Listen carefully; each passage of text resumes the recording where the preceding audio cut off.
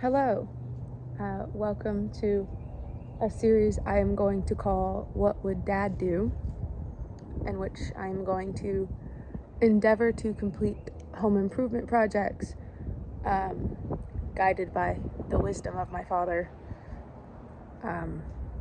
who I cannot currently consult for advice.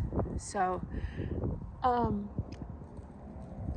he's not dead yet. He's very sick.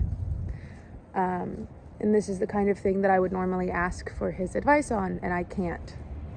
But I'm going to do it anyway, to honor him, I guess. Today, we are building a lattice support structure for my honeysuckle, which you will see here in a minute. Very simple.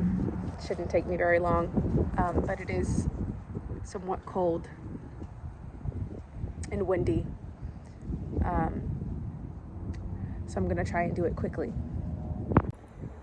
So here is the honeysuckle, and here are the materials we will be using. I got that for my birthday last year. My father was very reluctant to buy it for me because it was not the Walt, but I was very insistent on pink.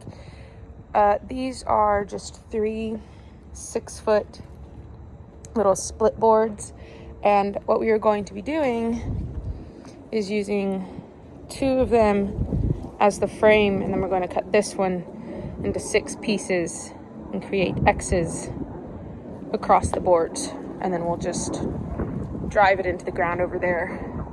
As you can see, it's a little wonky. So I set aside the 2 straightest boards, and I have here my saw and my tape measure and a marker, and I'm just going to be cutting this board into 1-foot strips, which should yield me 6 pieces, and then we'll be able to create 3 X's. I'm not sure how I'm going to organize them, but I know I want 1-foot pieces, so that's what we're going to start with. First thing we have to do is measure a foot and then cut it, and then we can use that as our guide for the others, so they're all the same length. I put on gloves because my hands are cold, because it is cold.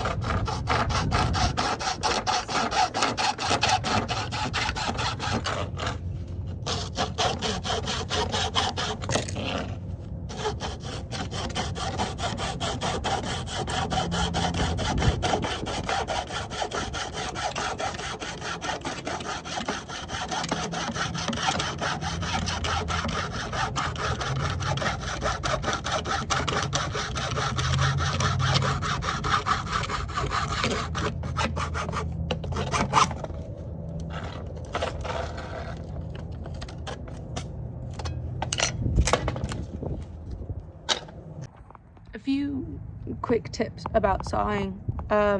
Number one, when you're sawing by hand, make sure you're using the full length of the saw blade, because otherwise you'll dull just like one part of the teeth, and then it'll just be kind of a nightmare to use as time goes on.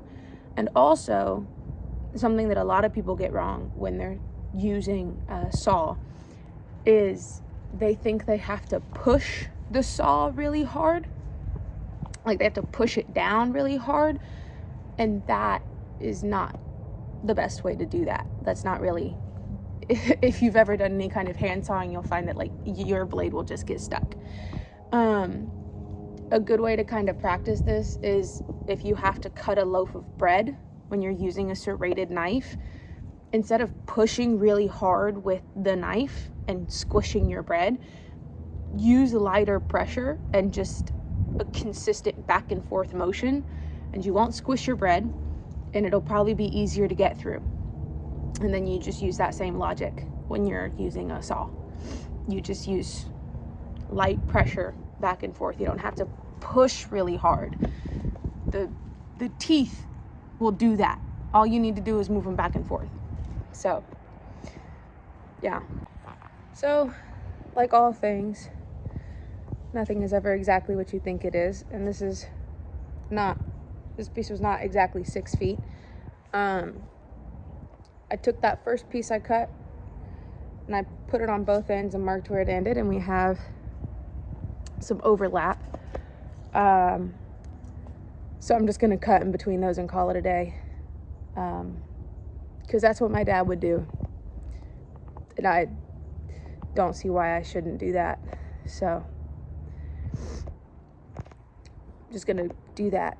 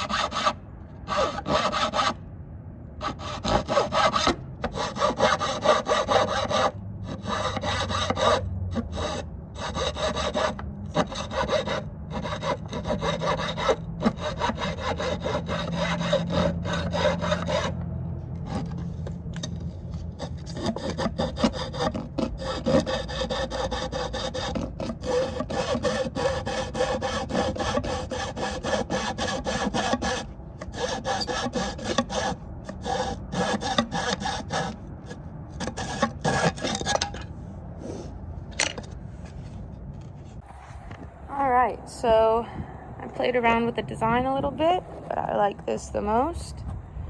So I'm just gonna nail those down, and then we'll just stick it into the ground. Okay, so these are the nails I'm using. They're relatively small, but you know,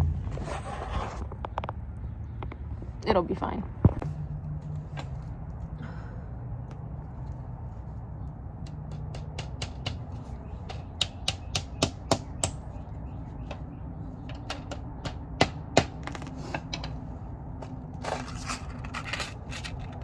For anybody wondering, no, I did not measure these.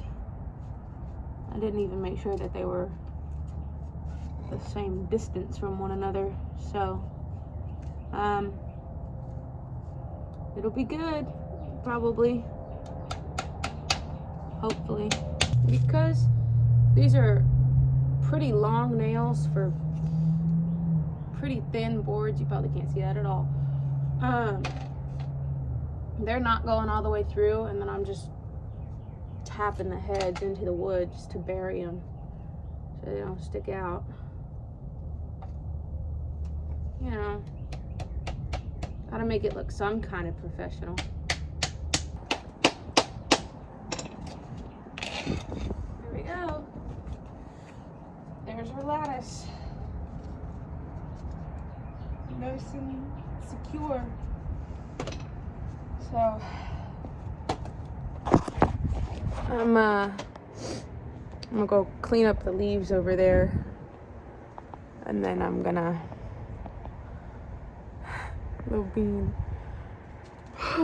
put this in the ground.